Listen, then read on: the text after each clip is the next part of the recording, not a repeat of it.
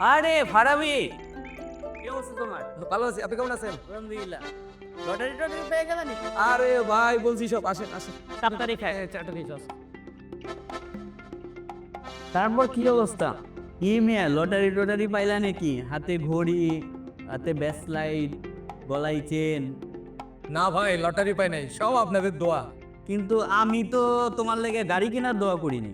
আরে ভাই দোয়া করেন নাই, কিন্তু দয়া তো অবশ্যই করছেন। দয়া?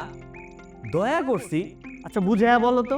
ভাই আপনি যখন আমার সাথে 10 বছর ধরে ব্যবসা করতেছেন, তখন ভ্যাট চালান নিতে আপনারে বলতাম, আপনি তো তখন নিতেন না।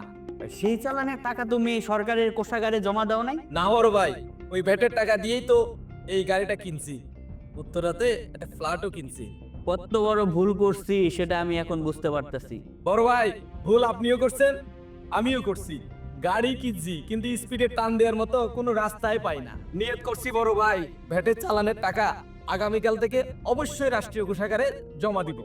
হ্যাঁ ভাই, তুমি ঠিকই কইছো। তোমার থেকে মাল নেওয়ার সময় চালানপত্রটা অবশ্যই নিব। ব্যাটের টাকা দিয়ে সরকার রাস্তা আরো ভালো বানায় দিবে। তাহলে কিন্তু বড় ভাই কথা একটাই, ভ্যাট দিব। চালান নিব, উন্নয়নে অংশ নিব।